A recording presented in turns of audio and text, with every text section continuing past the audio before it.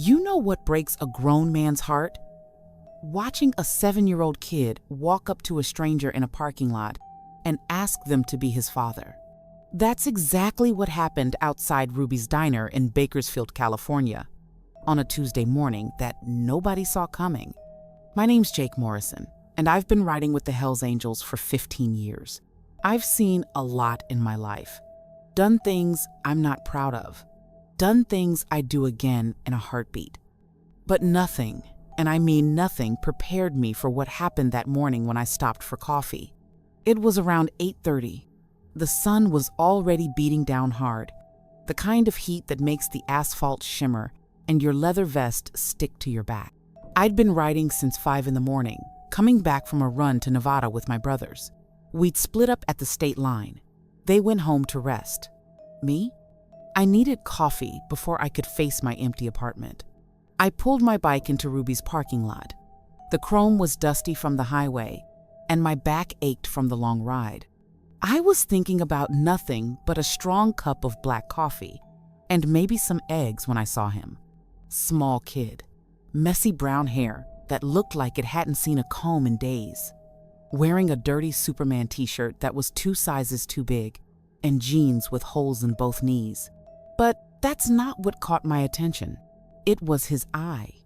His left eye was swollen shut, purple and black, the kind of bruise that makes you wince just looking at it. Fresh, too, maybe a day old. The skin around it was tight and shiny.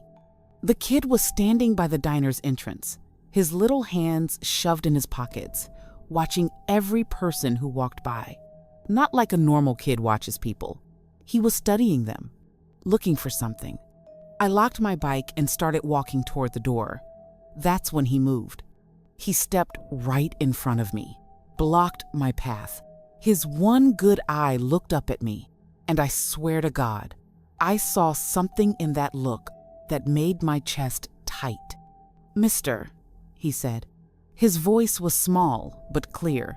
"Are you a dad?" I stopped walking. "What? Are you somebody's dad?" he asked again. I looked around the parking lot. No parents running over, no frantic adults searching for a lost kid, just morning traffic humming by on the street and the smell of bacon coming from inside the diner. "No, kid," I said. "I'm not." His shoulders dropped. Just a little, but I saw it. Do you want to be?" he asked. My heart dropped into my stomach. "What did you just say?" "Do you want to be a dad?" The kid's voice cracked. "My dad left. He's been gone for 63 days. I counted. And my mom's, she's really sad all the time. And her boyfriend, The kid touched his swollen eye without finishing the sentence. I crouched down. My knees cracked. I was eye level with him now. Up close, I could see more. A bruise on his neck, partially hidden by his collar. Dirt under his fingernails. And his one good eye was red, like he'd been crying recently. "What's your name, son?" "Tommy. Tommy Richardson." "Tommy, where's your mom right now?"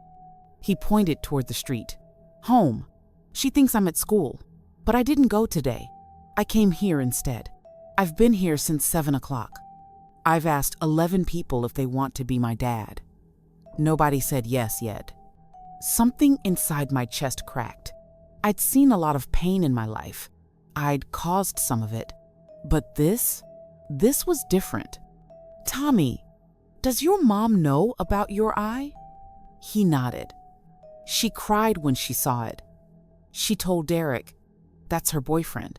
She told him never to do it again. But he said if I was a better kid, if I didn't make so much noise, if I didn't leave my toys out, if I didn't eat so much food, then he wouldn't have to teach me lessons." I stood up. My hands were shaking. I shoved them in my pockets so Tommy wouldn't see. "How old are you, Tommy?" 7.5. 7.5. This kid was 7.5 years old, and he was standing in a parking lot, begging strangers to be his father, because someone was beating him at home. "Listen, Tommy, I need you to tell me where you live." He shook his head fast. "No, If I tell you, you'll make me go back. I don't want to go back. Derek gets really mad when I'm there. He says I'm the reason my real dad left. He says I'm the reason everything is wrong.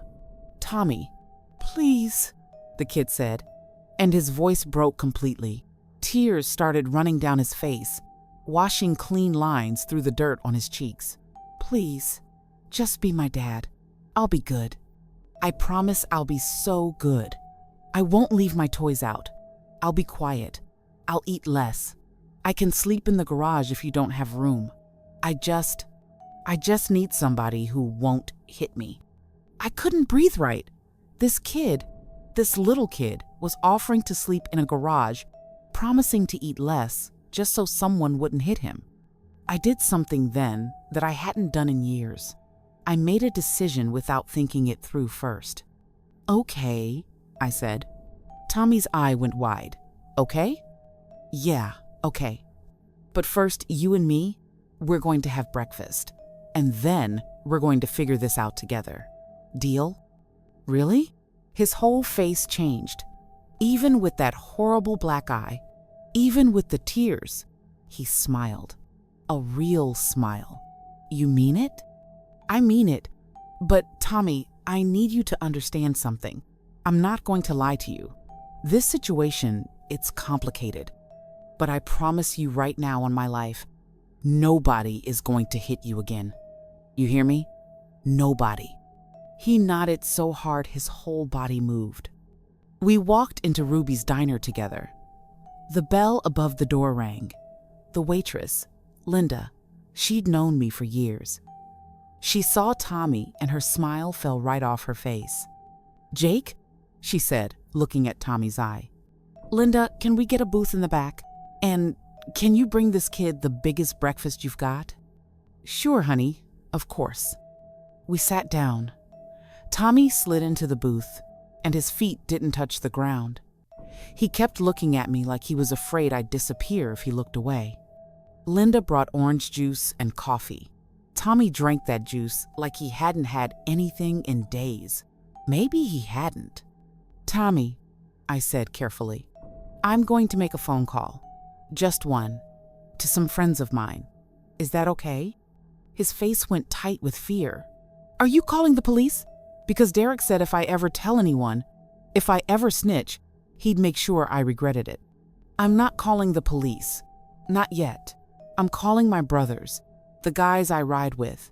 Because here's the thing, Tommy. I can help you. But this is bigger than just me. And the guys I know, they don't like it when kids get hurt. They really don't like it. The other bikers? Yeah, the other bikers. Tommy thought about this. Will they be mad at me? No, kid. They're going to be mad for you. Big difference. I pulled out my phone and stepped away from the booth. I called Marcus first. He was the president of our chapter. The phone rang 3 times. Jake, you home? Marcus, I need everyone at Ruby's diner. Right now. His voice changed. What's wrong? I've got a situation. A kid, 7 years old. Somebody's been using him as a punching bag. Silence. Then, we'll be there in 20 minutes. Bring everyone. Everyone? Everyone who's in town. I don't care if they just got home. I don't care if they're tired. This kid asked me to be his dad, Marcus. He's been standing in a parking lot since 7 this morning asking strangers to be his father because his mom's boyfriend is beating him. I heard Marcus take a deep breath. 20 minutes, we're coming. I hung up and went back to the booth. Tommy was staring at the menu like it was written in another language. Can I really order anything? He asked. Anything you want, kid. Even pancakes? Especially pancakes. When Linda came back, Tommy ordered pancakes with chocolate chips, scrambled eggs, bacon, hash browns, and toast. Linda didn't even blink. She just wrote it all down and looked at me with questions in her eyes that I'd answer later. While we waited for the food, Tommy talked, and I listened. He told me about his real dad, who left when Tommy was 5, just packed a bag one day and drove away, didn't say goodbye, didn't come back. Tommy said he used to wait by the window every day after school, thinking maybe today would be the day his dad came home. He told me about his mom, Sarah, how she worked 2 jobs, how she was always tired, how she cried in the bathroom when she thought Tommy couldn't hear. And he told me about Derek, how Derek moved in 6 months ago. How at first, Derek seemed okay, bought Tommy a toy car, made his mom smile. But then things changed. He started getting mad a lot, Tommy said, pushing his orange juice glass around the table, about little things, like if I laughed too loud while watching cartoons, or if I asked Mom questions when she got home from work. He said I was annoying, that I needed to learn respect. When did he first hit you? I asked, even though I wasn't sure I wanted to hear the answer. Tommy touched his eye again. 5 weeks ago, I accidentally knocked over his beer.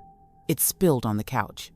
He grabbed me by my arms so hard I thought it would break, and he punched me in the stomach. Told me if I told anyone, he'd do worse to my mom. The waitress brought the food. Tommy stared at the plate like it was a miracle. He picked up his fork and started eating, and I watched this little kid, this brave little kid, eat breakfast like it was the best thing that had ever happened to him. And that's when I heard them. The rumble of motorcycles. Not just 1 or 2, a lot of them. Tommy heard it too. His fork stopped halfway to his mouth. What's that? That, I said, is my family. Through the diner window, I watched them pull into the parking lot. One after another after another. Harleys, choppers, big, loud, chrome-covered machines, and riding them were my brothers. Marcus pulled up first, then Snake, then Tommy Blue, Ripper, Bear, Jackson, and more. They kept coming. 17 bikes total. 17 guys in leather vests covered in patches. They parked in a line and cut their engines. The silence after that much noise was almost as loud as the bikes themselves. Tommy's good eye was huge. Are those all your brothers? Every single one. They came because you called? They came because you need help, Tommy. And that's what family does. The door to the diner opened, and Marcus walked in first. He was a big guy, 6'4", arms like tree trunks, gray beard down to his chest. Behind him came the others, filling up Ruby's diner with leather and attitude, and the smell of motorcycle exhaust. Linda looked like she wanted to say something about the crowd, but she just grabbed more coffee cups. Marcus walked straight to our booth. His eyes went right to Tommy's face, and I watched his expression turn to stone. "This the kid?" he asked me. "This is Tommy. Tommy, this is Marcus." Marcus crouched down next to the booth, just like I had in the parking lot. "Hey, Tommy, Jake told me you've been having some trouble." Tommy nodded, not speaking. "Can I see your eye?" Tommy tilted his face up. In the diner's bright lights, the bruise looked even worse. Purple, black, yellow around the edges. Marcus's jaw clenched so tight I could hear his teeth grind. "Who did this to you, son?" "My mom's boyfriend, Derek." Marcus looked up at me. Then he looked at the 17 men standing behind him. "Fellas, we've got work to do." And that's when Tommy asked the question that would change everything. "Are you going to hurt him, Derek?" Marcus looked Tommy right in the eye. "No, son. We're not going to hurt him. We're going to make sure he never hurts you again. There's a difference. What we're going to do is show him that you're not alone anymore, that you've got a whole family now, and nobody, and I mean nobody, touches our family." Tommy's lips started trembling. But I'm not really your family. I just met Jake like an hour ago." Snake stepped forward. He was covered in tattoos, had a scar across his cheek, and looked like he could bite through steel. But when he spoke to Tommy, his voice was gentle. "Kid, family isn't always about blood. Sometimes it's about showing up when it matters. And right now, you matter. Tears started running down Tommy's face again. But this time they were different. These weren't tears of pain or fear. These were tears of relief, of hope, of a 7-year-old kid realizing that maybe, just maybe, he wasn't alone anymore. Marcus stood up. "Jake, what's the address?" That's when I realized I still didn't know where Tommy lived. I looked at Tommy. "Can you tell us, buddy? We need to know." Tommy hesitated. I could see the fear in his face, the programming, the threats Derek had probably made 100 times. He said he'd hurt my mom if I told anyone. "Tommy," Marcus said, sitting back down, "look at me. Look at all of us. You think we're going to let anything happen to your mom? We're going to go to your house, and we're going to have a conversation with Derek. A very clear conversation. And your mom is going to see that there are people who care about you. Real people who will stand between you and anyone who wants to hurt you. But we can't do that if we don't know where you live." Tommy looked at me. "You promise my mom won't get hurt?" "I promise." And Derek won't hit me again?" "He won't get the chance." Tommy took a deep breath. 3247 Oleander Street, the blue house with the broken fence. Marcus pulled out his phone and typed the address. "Ripper, call Carol. We need her for this." Ripper nodded and stepped outside. I knew who Carol was. She was a social worker who sometimes worked with the club when situations like this came up. Good woman, tough, knew how to navigate the system. "Tommy," I said, "we're going to take care of this, but I need you to stay here with Linda while we handle things. Can you do that?" Terror flooded his face. "You're leaving me?" "Just for a little bit. I promise I'm coming back." "But what if you don't? What if you change your mind? What if—" I reached across the table and put my hand on his small shoulder. "Tommy Richardson, I made you a promise in that parking lot. I told you nobody was going to hit you again. I keep my promises. Every single one. I'm coming back for you. But right now, we need to go talk to Derek. And you don't need to see that. Will you? Will you come back quick?" "As quick as I can." Linda came over. "Honey, you can sit with me behind the counter.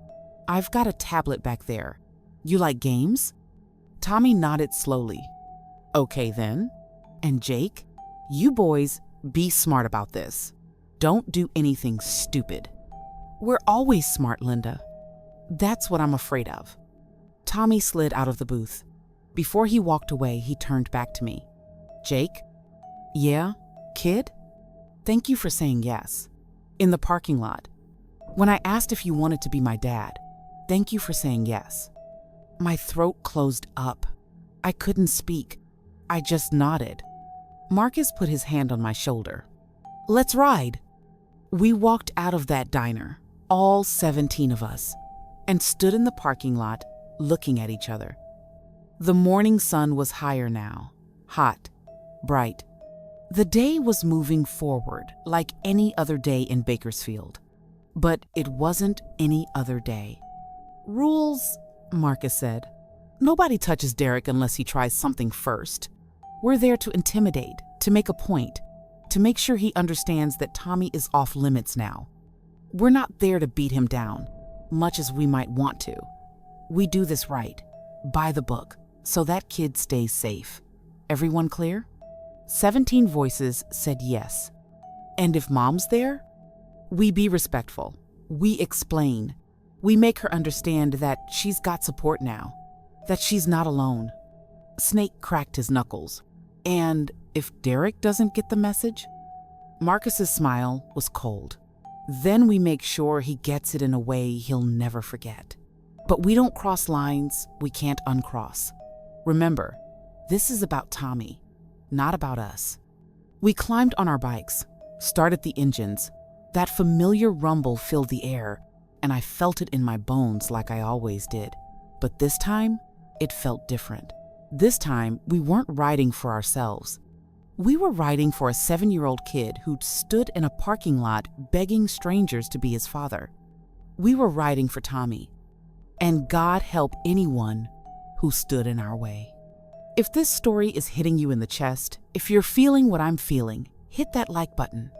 Drop a comment and tell me if you've ever met someone like Tommy, someone who just needed one person to stand up for them. And subscribe, because what happens when we show up at that house, you're not going to believe it. The ride to Oleander Street took 12 minutes. 12 minutes of hot California sun, wind in my face, and my heart beating so hard I could feel it in my throat.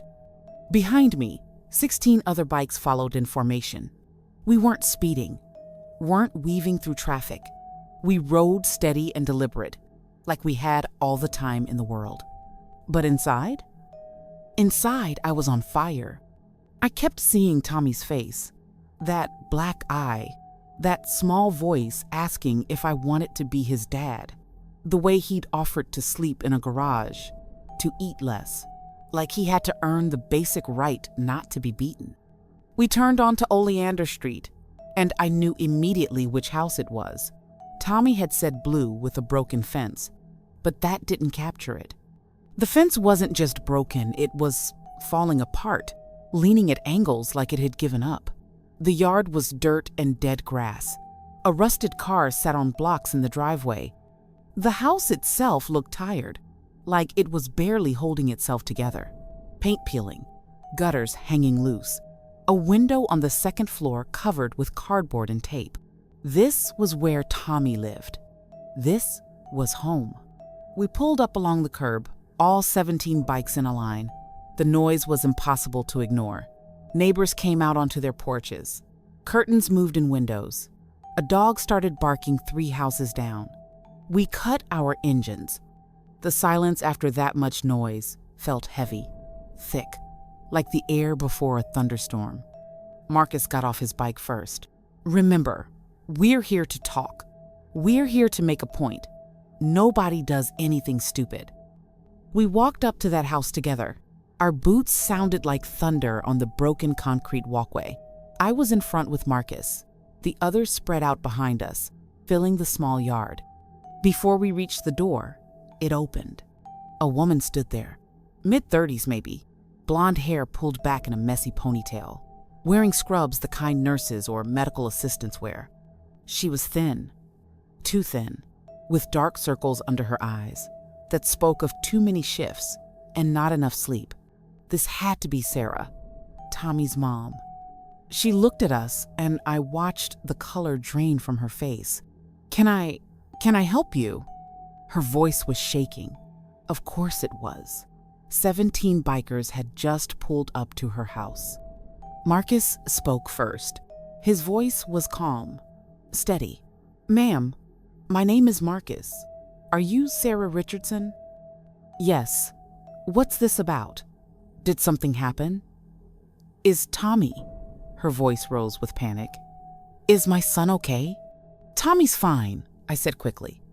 He's safe. He's at Ruby's diner with a friend of ours. But we need to talk to you. And we need to talk to Derek. Her face changed. The panic shifted to something else. Fear, guilt, shame. All of it mixed together. How do you know about Derek? Because your son was standing in a parking lot this morning asking strangers to be his father, ma'am. And when I asked him why, he told me. He told me everything. Sarah's hand went to her mouth. Oh God, oh my God, he didn't. He wasn't supposed to. I told him to go to school. I left for work early and I thought, he didn't go to school, Marcus said. He went looking for help and he found it. A voice came from inside the house. Deep, angry. Sarah, who the hell is at the door? Tell them to... A man appeared behind her. Big guy. Maybe 6'2", beer gut hanging over his jeans, wearing a stained white tank top, tattoos on his arms, the cheap kind, done in someone's kitchen. He had a cigarette in his hand and a look on his face, like the world owed him something. This was Derek. He saw us and stopped. His eyes went wide. What the... Derek? Marcus asked. Who's asking? The people who are going to explain something to you very clearly. Can we come in? Or would you prefer to have this conversation on your front lawn where all your neighbors can hear? Derek's face turned red. I don't know who you people think you are, but you need to get off my property before I call the cops. Snake laughed. It wasn't a nice laugh. Please call the cops. I'd love to have them here for this conversation. Sarah looked between us and Derek, her face pale. Derek, maybe we should just hear what they have to say. I don't need to hear anything from these now. Your girlfriend's son, I interrupted, has a black eye the size of my fist. Want to explain that? The red in Derek's face got deeper. That's none of your business. What happens in my house is my business. Tommy's a clumsy kid. He fell. He fell? My voice came out harder than I meant it to. He fell so hard his eye swelled shut? He fell in a way that left bruises on his neck? He fell and somehow learned that if he's quieter, if he eats less, if he doesn't leave his toys out, maybe he won't fall so much. Sarah made a sound, a small, broken sound. Tommy told you that. He told me a lot of things, ma'am.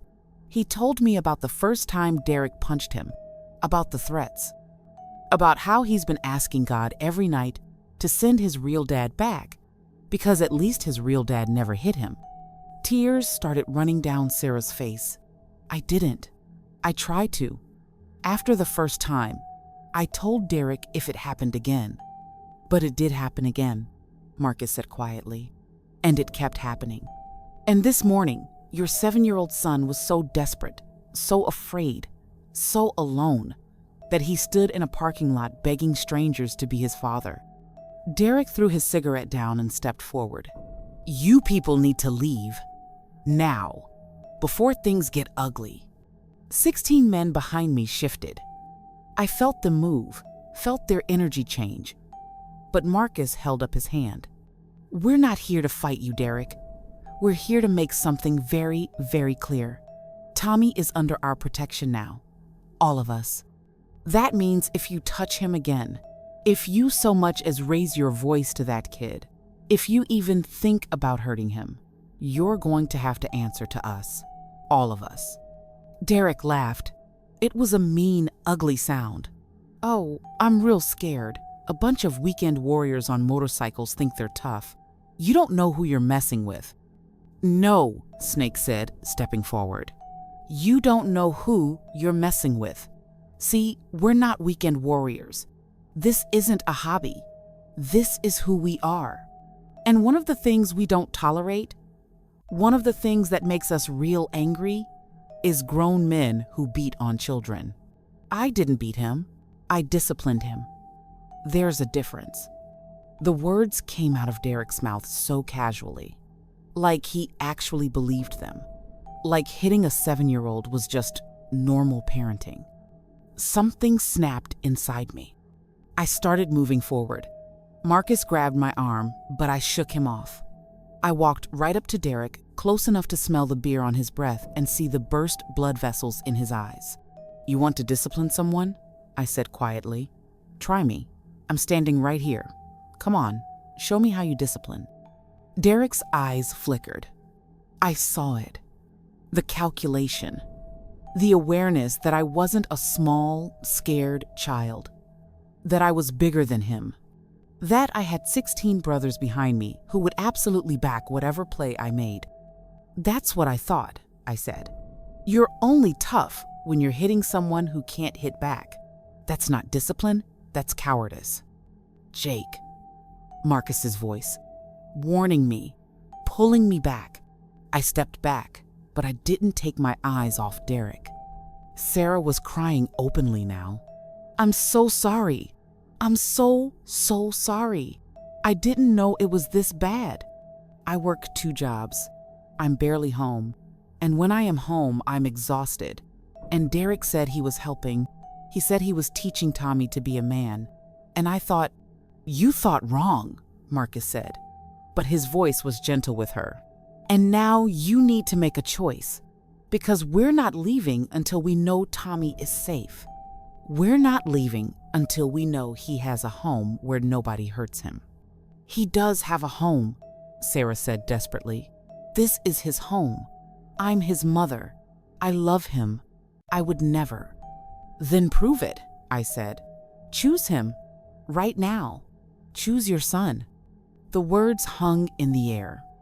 Sarah looked at Derek, then at us, then back at Derek. I could see the war happening behind her eyes. Fear of being alone. Fear of losing income. Derek probably helped with bills. Fear of starting over. But also the image of her son with a black eye. Her son begging strangers to be his father. Her son so desperate for safety that he'd skipped school to look for help. Derek, she said softly, I think you need to leave. What? Derek's voice exploded. Are you serious right now? You're going to pick these thugs over me? After everything I've done for you? Everything you've done? Sarah's voice got stronger.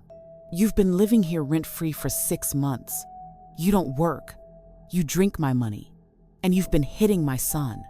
I was making him tough, making him into a man. He's soft because you baby him. Someone needs to... Get out, Sarah screamed it. Actually screamed it.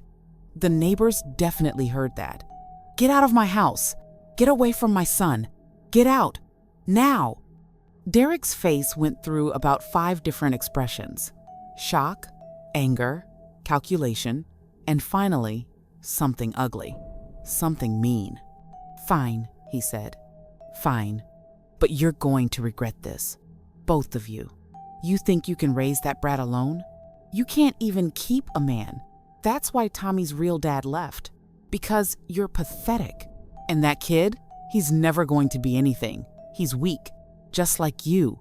That's when Marcus moved. He didn't hit Derek. Didn't touch him. He just stepped forward. And suddenly he was blocking Derek's view of Sarah completely. Marcus was a big man. And when he wanted to, he could use every inch of that size to make a point. You're done talking, Marcus said. His voice was quiet, but it carried weight. You're going to go inside. You're going to pack a bag. You're going to take your things, and you're going to leave. Right now, we're going to wait right here while you do it. And if you say one more word to Sarah, one more word about Tommy, we're going to forget why we came here and remember all the reasons we wanted to come here. The threat was clear, crystal clear. Derek looked at the 17 of us standing in his yard, looked at Marcus blocking his path, looked at Sarah, who was crying but standing straighter than she probably had in months. This is illegal. This is harassment. I could call the cops. Please do, Bear said from the back. He was a massive man, lived up to his name. Call them. We'll wait. And while we wait, we can tell them all about the child abuse, about the bruises, about the threats. I'm sure they'd be very interested. Derek's jaw clenched, but he turned and went inside. We waited, all of us standing in that yard in the late morning heat. Neighbors were definitely watching now. I saw curtains moving, saw people on their phones, probably calling other neighbors, probably talking about the bikers at the Richardson house. Let them talk. Sarah stood on her porch, hugging herself. She was shaking. I didn't know, she said, and I wasn't sure if she was talking to us or to herself. I knew about the first time I saw a bruise, and I told him never again. I told him if he touched Tommy again, I'd kick him out. But Tommy stopped telling me. He stopped showing me. And I was so tired, working double shifts at the hospital, trying to keep the lights on, trying to keep food in the house. And I just didn't see. You see now, Marcus said. It wasn't cruel. It was just fact. Where is Tommy? She asked. Is he really okay? He's safe, I told her. He's at the diner. He's eating pancakes. And yeah, he's okay. Scared, confused, but okay. Can I see him? After Derek leaves, after we make sure this situation is handled, then we'll bring Tommy home. He must hate me. I thought about that, about Tommy's face when he talked about his mom. about how he'd said she cried in the bathroom, how she worked 2 jobs, how she was always tired. "He doesn't hate you," I said. "He loves you. He's just a kid who needed someone to protect him. And today, he found that. He found us." Derek came back out carrying a duffel bag and a cardboard box. His face was tight with rage. "This isn't over," he said to Sarah. "You're making a huge mistake." "The only mistake I made," Sarah said, and her voice didn't shake this time, "was letting you into our lives. Don't come back. Don't call. Don't text. We're done."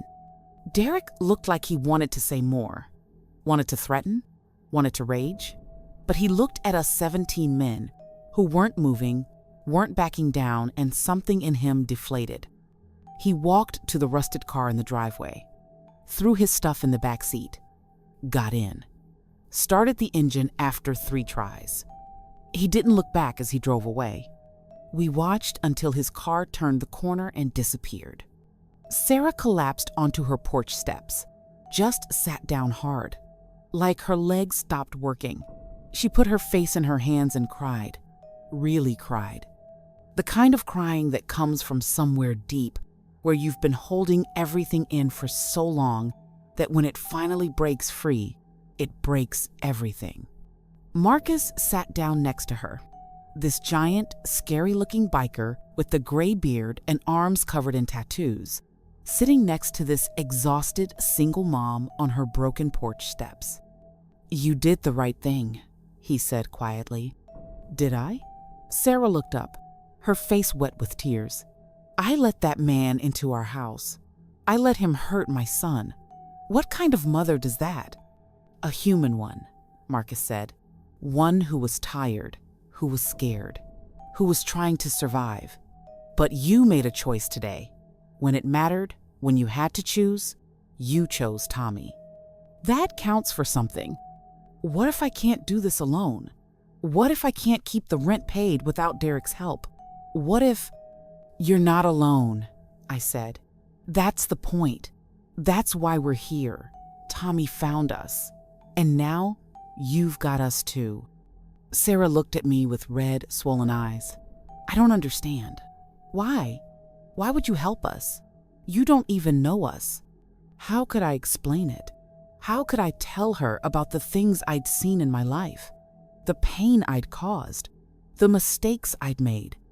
The nights I couldn't sleep because I was remembering things I wanted to forget? How could I tell her that sometimes you get a chance to do something good, something clean, something that matters? And when that chance shows up looking like a 7-year-old kid with a black eye asking you to be his dad, you don't walk away. "Because Tommy asked," I said simply. "And when a kid asks for help like that, you help. That's it. That's the whole reason." A car pulled up, a small Honda. Carol stepped out. She was in her 50s, short gray hair, glasses, carrying a briefcase that was covered in stickers from different child advocacy organizations. "Marcus called me," she said, walking up. "Told me we had a situation." Marcus stood up and filled her in quietly.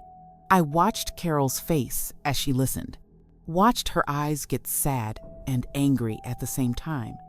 When Marcus finished, Carol sat down next to Sarah. "My name is Carol. I'm a social worker. And I need you to understand something, Sarah. What happened here, Derek, hitting Tommy, that's not okay.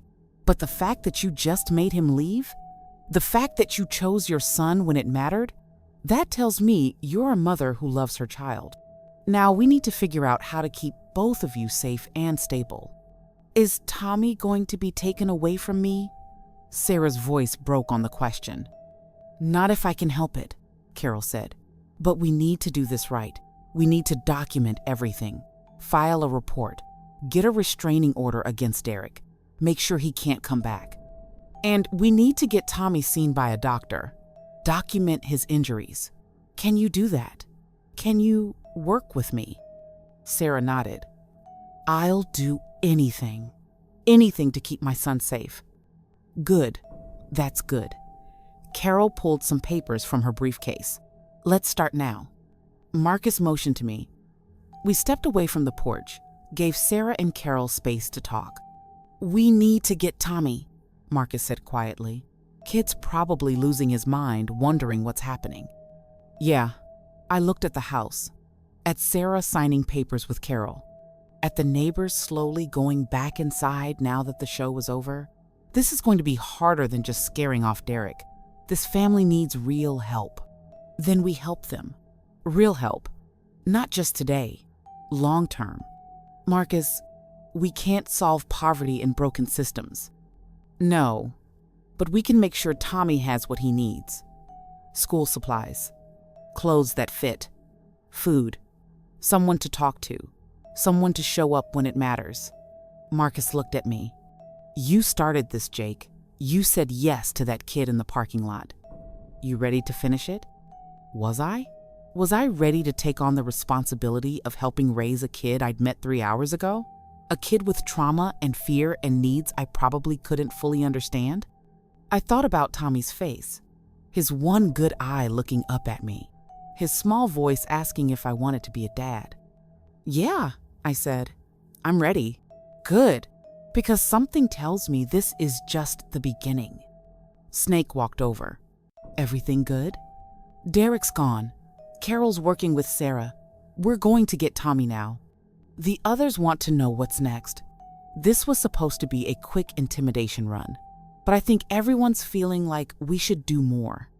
Marcus nodded. Get everyone together. Tonight, we're going to figure out a plan. This kid needs stability, protection, support. We're going to give him all three. I got on my bike. Marcus, Snake, and Bear came with me. The others stayed behind to make sure Derek didn't come back, to support Carol, to be visible presence that said this family wasn't alone anymore. We rode back to Ruby's diner. The whole way there, I thought about what came next, about the conversation I needed to have with Tommy, about how to explain that we'd kept our promise, but that his life was about to change in ways he couldn't predict. We pulled up to Ruby's, walked inside. Tommy was sitting behind the counter with Linda, playing on her tablet. But he wasn't really playing. He was just staring at the screen, his fingers still, waiting. When the door opened, when he saw us walk in, he dropped the tablet and ran. He ran straight to me and wrapped his arms around my legs, holding on so tight I thought he might break something. You came back, he said into my jeans. You came back, you came back, you came back. I crouched down, put my hands on his small shoulders. I told you I would. I keep my promises, remember? Is Derek gone? He's gone. Your mom made him leave. Tommy's eye went wide. Really? She really made him leave? Really? She chose you, Tommy. When it mattered, she chose you. Fresh tears ran down Tommy's face. Can I go home now? Yeah, buddy. We're going to take you home. But first, there's someone I need you to meet. Her name is Carol, and she's going to help make sure you stay safe. She's nice. I promise. Will you come too? I'm going to be right there with you. Tommy nodded, wiped his face. Okay, I can do that. We walked outside. Tommy stared at all the motorcycles. Are all these people? Are they all helping me? Every single one. Why? It was the same question Sarah had asked. The same question I'd been asking myself. Because you matter, Tommy. You matter. And nobody should have to be hurt. Especially not kids. Especially not you. Tommy looked up at me with that one good eye. Jake, can I ask you something? Anything. When you said yes this morning, when you said okay to being my dad, did you mean it? Or were you just being nice? My chest got tight. My throat closed up. Because this was the question, wasn't it? This was the moment where I had to decide if I was really in this or if I'd just been playing hero for a morning. I looked at this kid, this brave, scared, hopeful kid who'd been through more in 7 years than most people go through in a lifetime. And I knew my answer. I meant it, Tommy. every word. So you're really going to be my dad? I'm going to be someone who's there for you, always. Someone you can count on. Someone who will never, ever hurt you. If that's what being a dad means, then yeah, I'm going to be your dad. Tommy crashed into me, hugged me so hard I felt it in my bones. And I hugged him back, this small kid who weighed nothing. And I made a promise to myself that I was going to keep every single promise I'd made to him, no matter what it cost.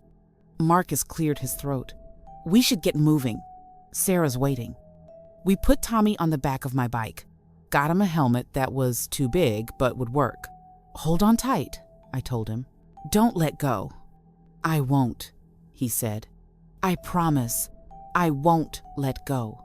And as we rode back toward Oleander Street, with Tommy's small arms wrapped around my waist and the sun beating down on us and my brothers riding beside us, I realized something. My life had changed. Completely. Irrevocably. 3 hours ago, I'd been a biker looking for coffee. Now I was a biker with a kid holding on to me like I was his last hope in the world. And maybe I was. We pulled onto Oleander Street. Sarah was standing on the porch waiting. When she saw Tommy climb off my bike, she ran down those steps so fast she almost fell. She grabbed Tommy and held him, and cried and kept saying, I'm sorry. I'm so sorry. I'm so sorry. Da. And Tommy, this brave little kid, he patted her back and said, It's okay, Mommy. It's okay now. I found help. They're going to protect us. Carol watched them with sad eyes. Marcus stood next to me. Kid's going to be okay, he said quietly. Thanks to you. Thanks to all of us. No, Jake, this one's on you. You could have walked away this morning, could have told him to find his mom, called someone, passed it off, but you didn't. You said yes. And that yes changed everything. I watched Sarah hold Tommy, watched the neighbors watching us, watched my brothers standing around like guards, making sure everyone knew this family was protected now. What happens next? I asked. Marcus smiled. That's the real question, isn't it? What happens tomorrow? Next week? Next month? How do we make sure this sticks? How do we make sure Tommy stays safe, Sarah stays strong, and this family gets what they need? I don't know. Neither do I, but we're going to figure it out together. That's when Carol called us over. She had more papers, more forms, more official things that needed to be handled.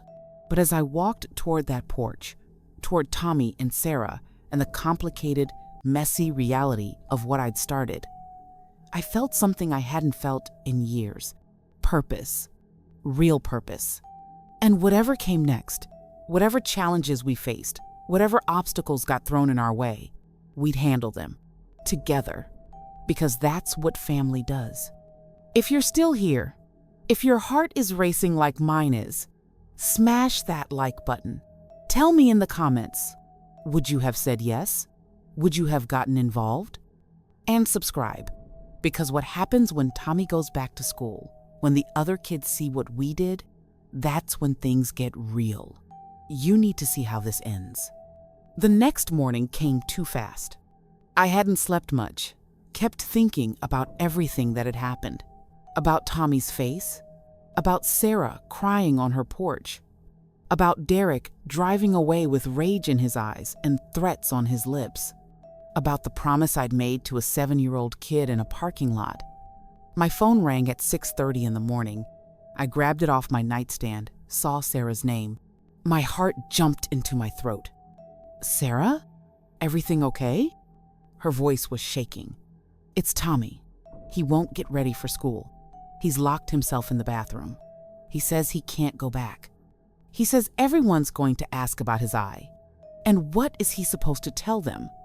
And what if Derek shows up at the school? What if? I'm coming over, right now. Don't worry, we'll figure this out. I threw on clothes, grabbed my keys, and headed out. The morning air was already getting warm. It was going to be another hot day in Bakersfield. I made it to Oleander Street in 8 minutes.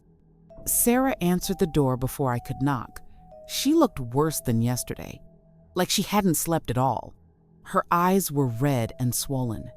"He's been in there for 45 minutes, she said. "I've tried talking to him through the door, but he won't answer anymore. He just keeps crying." I walked to the bathroom, put my hand on the door. "Tommy, it's Jake. Can you open the door, buddy?" Silence. "Tommy, I know you're scared, but we made a deal, remember? We're in this together. You don't have to face anything alone, but I can't help you if you won't talk to me." More silence. Then, so quiet I almost didn't hear it. "I can't go to school." "Why not?" "Because everyone's going to know. Everyone's going to see my eye and ask questions, and I don't know what to say. And what if Derek comes? What if he's waiting outside? What if he grabs me when nobody's looking?" Valid fears, every single one of them. "Tommy, open the door. Please, let me see you." I heard the lock click. The door opened a crack. Tommy's face appeared in the gap. His eye looked worse today, if that was possible. The swelling had gone down a little, but the colors were darker. Purple and black and green. "Can I come in?" He opened the door wider. The bathroom was small, barely big enough for both of us. Tommy was sitting on the closed toilet lid, wearing his school clothes but with no shoes on. His backpack was on the floor beside him. I sat down on the edge of the bathtub. "Talk to me. Tell me what you're feeling." "I'm scared." "That's okay. Fear is normal. Fear is your brain trying to keep you safe. But here's the thing, Tommy. You're not alone anymore. You've got people who are watching out for you now. But you can't come to school with me. You can't be there all day." He was right. I couldn't. But then an idea hit me. An idea that was either brilliant or completely insane. "What if you didn't go alone?" I said slowly. "What do you mean?" What if we made sure everyone at your school knew you had protection? What if we made it very clear that you're not someone who can be messed with anymore?" Tommy's eye got wider. "How?" I pulled out my phone and called Marcus. He answered on the second ring. "Little early, Jake. Need to ask you something. How many of the brothers are available this morning?" "Most of us." "Why?" "Tommy's supposed to go back to school today. He's terrified. And I had a thought. What if we showed up? Not inside the school, but outside. What if we made a statement?" Marcus was quiet for a moment. Then he laughed. "You want to escort him to school? Like a presidential motorcade?" "Exactly like that." "When?" "School starts at 8:15. We need to be there at 8. I'll make calls. How many you want?" I thought about it. About the impact. About sending a message, not just to Tommy, but to everyone. Teachers, students, parents, and especially to Derek if he was stupid enough to be watching. "Everyone," I said. "Everyone who can make it. I want it to be impossible to miss." "You got it. Ruby's Diner in 30 minutes. We'll ride together from there." I hung up and looked at Tommy. "How would you feel about going to school with an escort? A big one?" "You mean the bikers? All of them?" "As many as can make it. We're going to ride with you to school. We're going to make sure everyone knows you're protected. And we're going to make sure Derek knows if he's thinking about coming anywhere near you, that he'll have to go through all of us first." Tommy's face did something complicated. Fear and hope and disbelief, all mixed together. "Really? You'd do that?" Tommy, I told you yesterday, you matter, and we take care of our own. So yeah, we're going to do that." He jumped off the toilet and hugged me. "Thank you, thank you, thank you. Go get your shoes on. We've got a stop to make first." 20 minutes later, we pulled into Ruby's Diner parking lot. Sarah had wanted to come, but she had a shift at the hospital she couldn't miss. She'd held Tommy for a long time before letting him go, making him promise to call her if he needed anything. The parking lot was filling up with bikes. One after another they came. Marcus, Snake, Bear, Ripper, Jackson, Tommy Blue. More names than I could count. By the time everyone arrived, there were 32 motorcycles parked in formation. 32.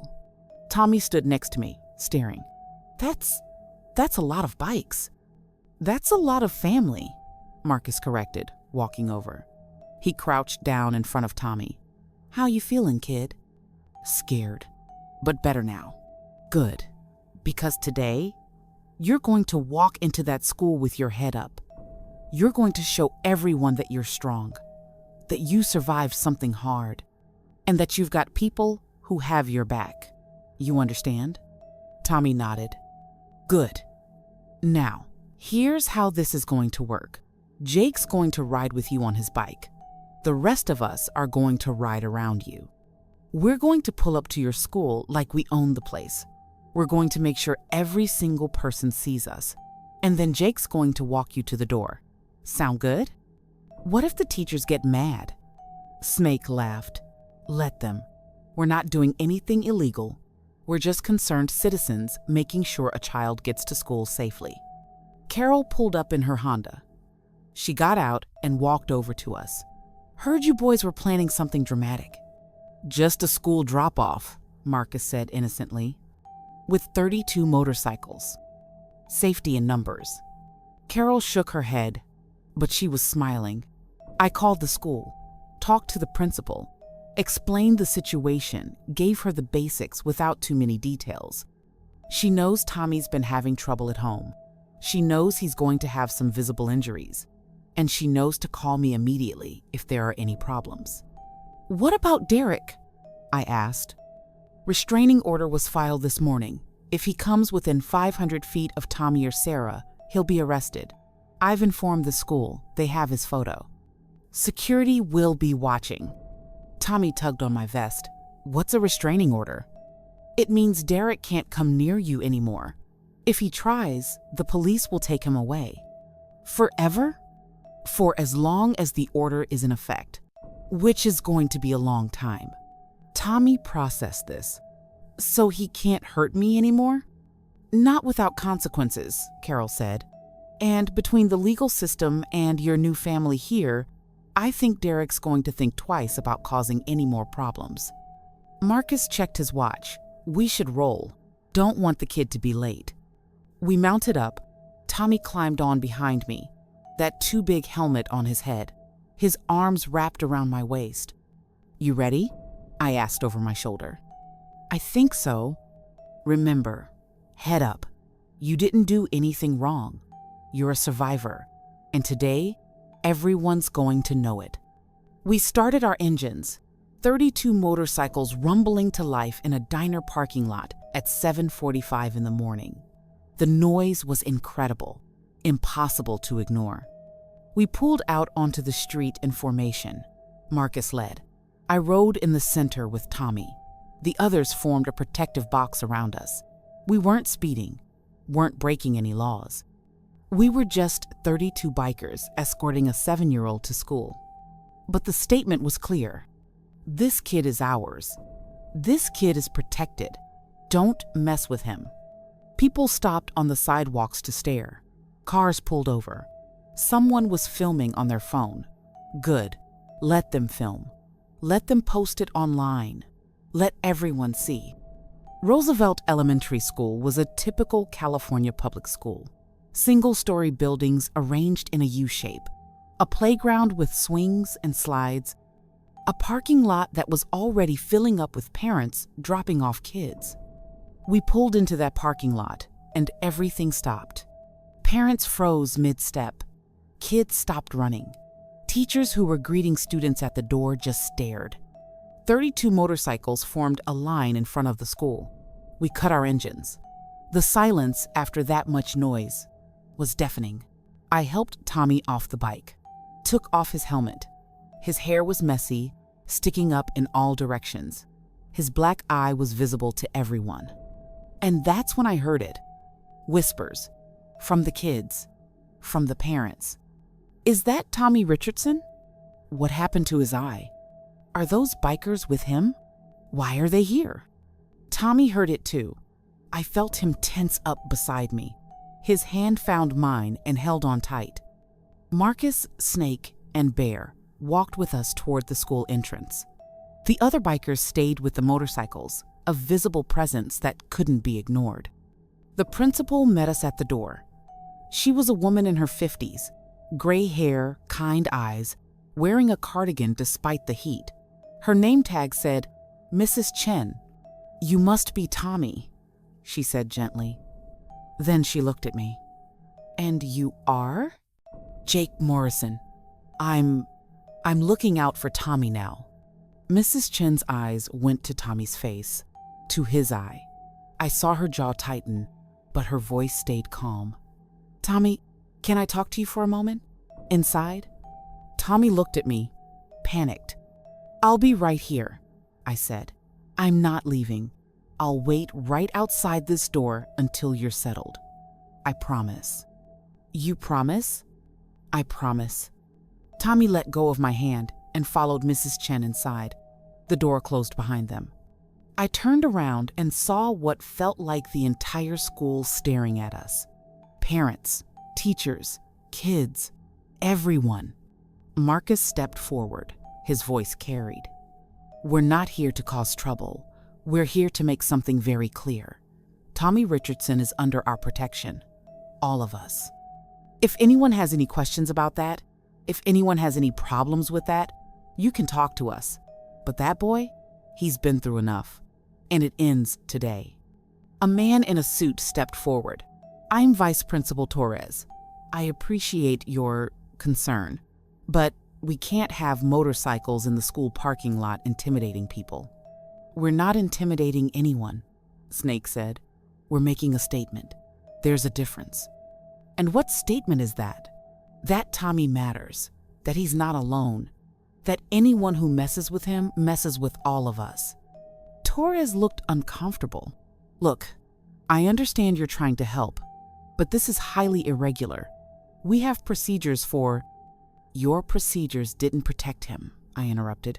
Your procedures didn't notice when he came to school with bruises, didn't notice when he stopped smiling, didn't notice when he stopped being a kid. So yeah, maybe your procedures need some help. Torres's face flushed red. That's not fair. We can't possibly monitor every... We're not blaming you, Marcus said, his voice calm. We're just saying that from now on, you've got extra eyes, extra support. We'll be checking in, making sure Tommy's okay, making sure he feels safe here. A woman stepped forward from the crowd of parents. She was small, wearing workout clothes, had that look of someone who was used to being in charge. I think this is wonderful, she said loudly. My daughter's in Tommy's class. She's told me things about how some of the older kids pick on him, about how he eats lunch alone because nobody wants to sit with him, about how he's been coming to school with bruises for weeks and nobody did anything. So if these men want to make sure he's protected, I'm all for it. Another parent spoke up. Me too. My son said, Tommy's been having a hard time. If this helps him feel safe, what's the problem? But not everyone agreed. A man in a business suit shook his head. This is ridiculous. Bikers escorting a kid to school? What's next? Armed guards? This is supposed to be a safe school. Having these people here sends the wrong message. What message is that? Bear asked, his voice dangerously quiet. That violence solves problems. Violence? Marcus laughed, but there was no humor in it. We haven't been violent. We haven't threatened anyone. We rode motorcycles. We escorted a child to school. If that scares you, maybe you should ask yourself why. The door opened. Mrs. Chen came out with Tommy. His face was red, like he'd been crying, but he looked calmer. Tommy wanted to make sure you were still here, Mrs. Chen said to me. Told you I would be. Tommy ran down the steps and hugged me. Mrs. Chen is nice. She said I could take breaks if I need to. And she said nobody's going to make me talk about my eye if I don't want to. That's good, buddy. That's really good. Do you really have to go? I have to, but I'll be back. I'll pick you up at 3:15, right here. I promise. What if something happens? What if Derek's not coming? And if he does, the teachers have been told to call the police immediately. And they have my number, and Marcus's number, and Carol's number.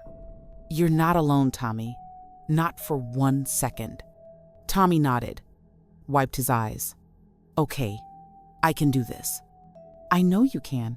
You're the bravest kid I've ever met. Really? Really. Mrs. Chen put her hand on Tommy's shoulder. Come on, Tommy. Let's get you to class. Your teacher's excited to see you. Oh. As Tommy walked back inside, he turned and waved. I waved back. The door closed. I stood there staring at it for a long moment. He's going to be okay, Marcus said quietly beside me. How do you know? Because he's got you. He's got all of us. And because that kid is tougher than he knows. We walked back to our bikes. The crowd of parents was still watching. Some looked supportive, some looked confused, some looked angry. Let them feel however they wanted to feel. We mounted up, started our engines, and as we rode out of that parking lot, I looked in my mirror and saw kids at the windows, watching us, pointing, talking. Good. Let them talk. Let them remember. Let every kid in that school know that Tommy Richardson had an army behind him. We rode back to Ruby's diner. Most of the guys had to get to work, to their regular lives. But Marcus, Snake, Bear, and a few others stayed. Coffee? Linda asked when we walked in. Coffee? Marcus agreed. And pie. This feels like a pie conversation. We sat in the back booth. The same booth where I'd sat with Tommy yesterday morning. Was it really only yesterday? It felt like a lifetime ago. So, Snake said, digging into his apple pie, what's the long-term plan here? What do you mean? I mean, we can't escort the kid to school every day. We've got jobs, lives. We made a statement today, and it was a good one. But what happens tomorrow? Next week? When the novelty wears off and it's just Tommy dealing with being a kid with trauma in a school full of kids who don't understand? He was right. I'd been so focused on getting Tommy safely to school today that I hadn't thought about the bigger picture. We take turns, Marcus said. We create a rotation. Different guys check in different days. We don't have to all be there, just enough to remind everyone that we're watching, that we care, that Tommy's not alone. And we help Sarah, Bear added. She's drowning financially, working 2 jobs just to keep the lights on. We can help with that. Set up a fund. Make sure they've got what they need. She won't take charity, I said. I can already tell. She's proud. Then we make it not feel like charity, Snake suggested. We hire her to do something. Clean the clubhouse. Help with paperwork. Something that makes it feel like she's earning it. And Tommy, I asked, what about his trauma, his fear, the nightmares he's probably having? Carol can help with that, Marcus said. Get him set up with a therapist who specializes in childhood trauma. Make sure he's processing this in a healthy way. My phone buzzed. A text from a number I didn't recognize. This is Mrs. Chen, Tommy's principal. Sarah gave me your number. I wanted to let you know that Tommy made it through his first class. His teacher reported that he's quiet but engaged. Some of the other children asked about his eye. He told them he got hurt but that he's okay now. Thought you'd want to know. Relief flooded through me. I showed the text to the others. See? Marcus said. Kid's tougher than we thought. The day passed slowly. I tried to work on my bike, do normal things, but I kept checking my phone, waiting for a call, waiting for something to go wrong, but nothing did. At 2:30, I headed back to Roosevelt Elementary. I wanted to be early, wanted to make sure I was there when Tommy came out. I wasn't the only one who had that idea. When I pulled into the parking lot, there were already 15 motorcycles there, 15 brothers who had rearranged their schedules, left work early, changed their plans just to be there for a kid they'd met yesterday. Marcus saw me and grinned. Couldn't let you have all the fun. At 3:15, the doors opened. Kids poured out. Parents called for their children. The normal chaos of school dismissal. And then I saw him. Tommy came out of the school with his backpack bouncing on his back. His eyes still looked terrible, but there was something different about him. His shoulders were straighter. His head was higher.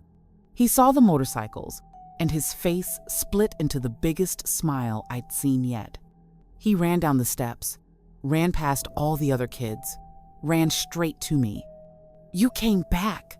You really came back. Told you I would. And everyone else came too. We're a package deal, kid. You get one of us, you get all of us." A woman approached. She was young, maybe late 20s, wearing teacher clothes. "Excuse me, are you Jake?" "Yes, ma'am. I'm Miss Rodriguez, Tommy's teacher. I just wanted to thank you. I don't know what you did, but whatever it was, it worked. Tommy was different today, more confident, more secure. He even raised his hand in class, which he never does." "That's all him," I said. "We just reminded him that he's not alone." "Well, keep reminding him. Whatever you're doing, it's making a difference." She walked away, and Tommy tugged on my vest. "Can we go get ice cream, please? I had a good day, and Mom said if I had a good day, I could have a treat." "Ice cream sounds perfect." We rode to the local Baskin-Robbins, about 10 motorcycles worth of us. We took over the small shop, these big, scary-looking bikers ordering cones and cups with sprinkles. Tommy got a double scoop of chocolate chip. He sat between me and Marcus, eating his ice cream and telling us about his day. And then in math, we had to do multiplication, and I got them all right. And Miss Rodriguez said I did a really good job. And at lunch, some kids asked if they could sit with me. Kids asked to sit with me. That never happens. "Why do you think they wanted to sit with you today?" Marcus asked. Tommy shrugged. "Maybe because they saw the motorcycles this morning. Maybe because they think I'm cool now." "You were always cool," I said. "They're just noticing it now." "Jake?" "Yeah, buddy?" "When we were at school this morning, one of the older kids, his name is Brett and he's mean, he said something. My body tensed. What did he say? He said that the bikers wouldn't always be there. He said eventually you'd get bored and leave, and then he'd make me sorry for showing off. He said nobody really cares about kids like me. Rage flooded through me. I wanted to find this Brett kid and have a very clear conversation with him, but I kept my voice calm. "Tommy, look at me. That kid is wrong. We're not going anywhere. We're not getting bored. This isn't a game or a phase or something we're doing for fun. You're family now, and family doesn't leave." But my dad left. The words hung in the air between us. "Your dad made a choice," Marcus said gently. "A bad choice. A choice that hurt you. But that was his failure, Tommy, not yours. You didn't do anything wrong. He did. And the fact that he left doesn't mean everyone will leave. It doesn't mean you're not worth staying for." "How do you know?" "Because we're still here. We came back this morning. We came back this afternoon, and we're going to keep coming back. Every day, for as long as you need us." Tommy's eyes filled with tears. "Promise?" "I promise," I said. "We all promise," Marcus added, and the other guys around us nodded. Tommy finished his ice cream. We drove him home. Sarah was already there, her car in the driveway. She must have gotten off work early. She came out when she heard the bikes, saw Tommy smile, saw the ice cream on his face, and she started crying. "Good tears," she said quickly, seeing Tommy's concerned look. "These are good tears, baby. I'm just so happy to see you smiling." Tommy ran to her and hugged her.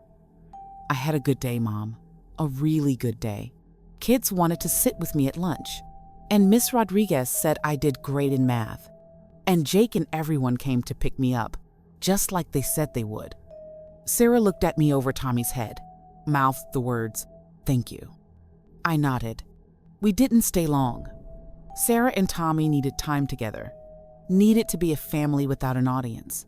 But before we left, Marcus pulled Sarah aside.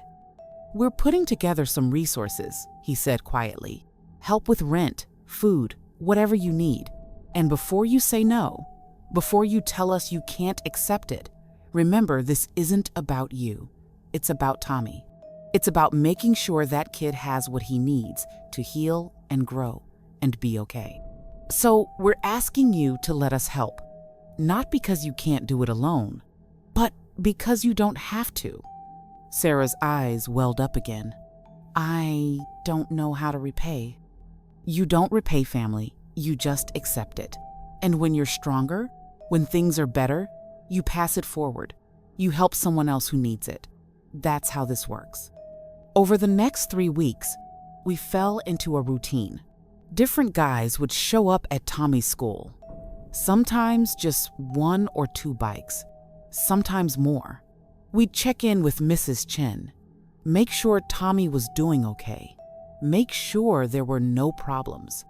We helped Sarah with rent, with groceries, with the things that were piling up and crushing her. We got Tommy into therapy with a woman named Dr. Martinez, who specialized in childhood trauma. She said he was doing remarkably well, considering what he'd been through. And slowly, gradually, Tommy started to heal. His bruises faded. His smile came more easily.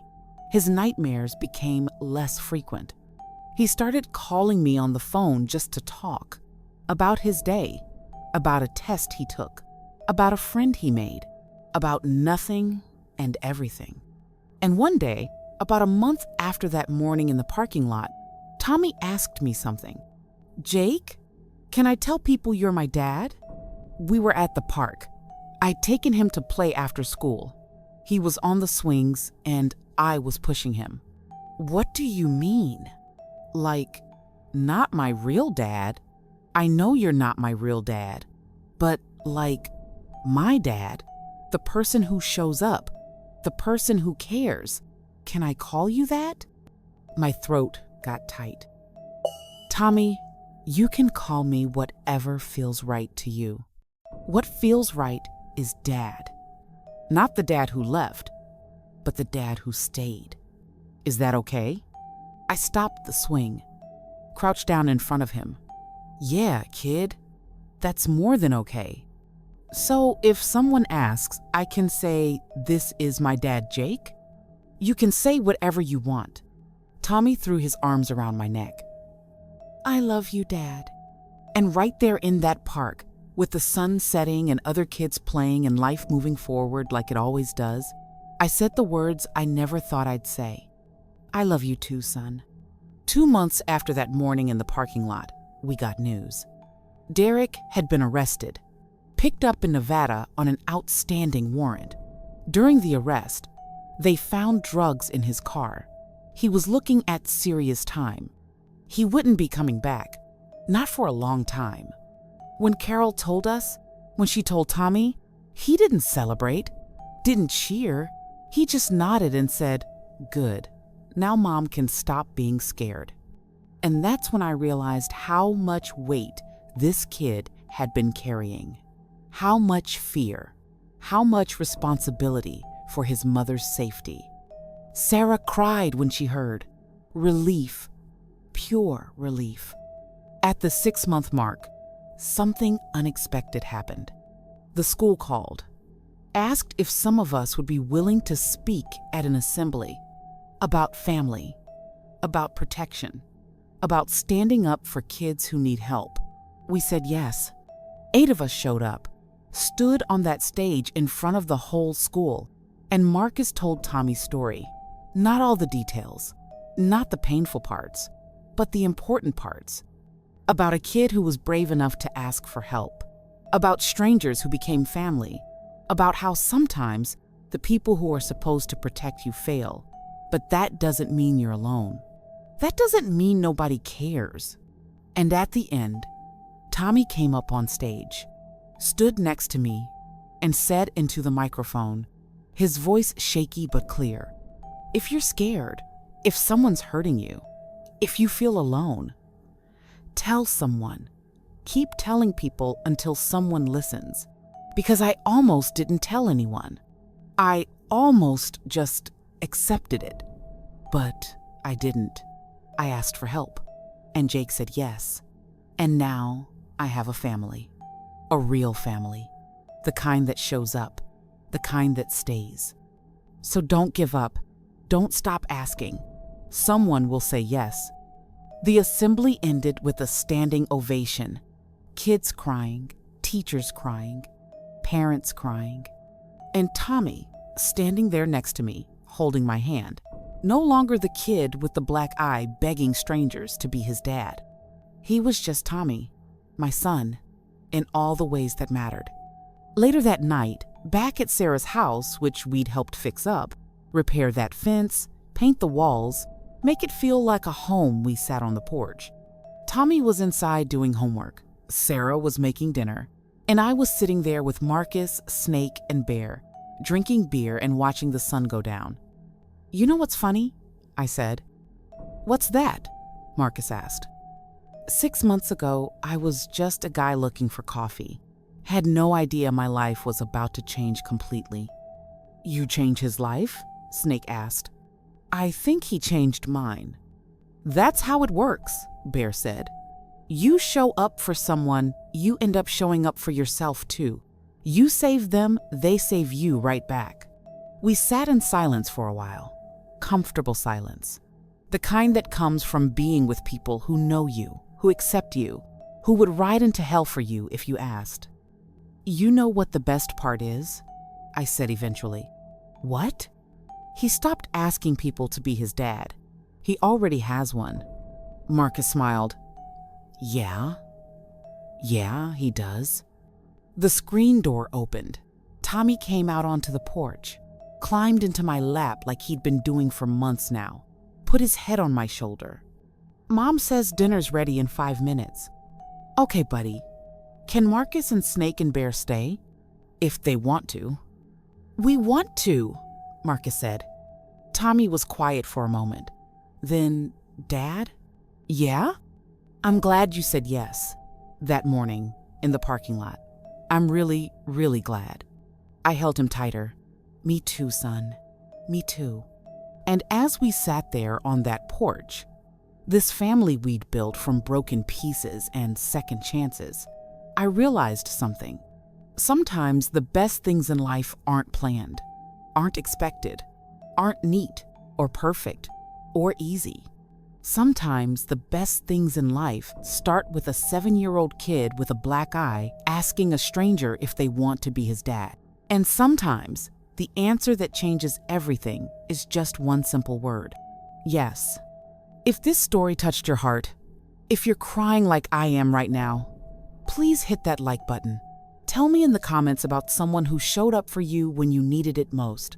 Subscribe, because these stories, these real stories about broken people becoming whole, they're what matter. They're what change the world. One yes at a time. Thank you for being here. Thank you for caring. And remember, if you see someone who needs help, be the person who says yes. Be the person who shows up. Be the person who stays. It matters more than you'll ever know.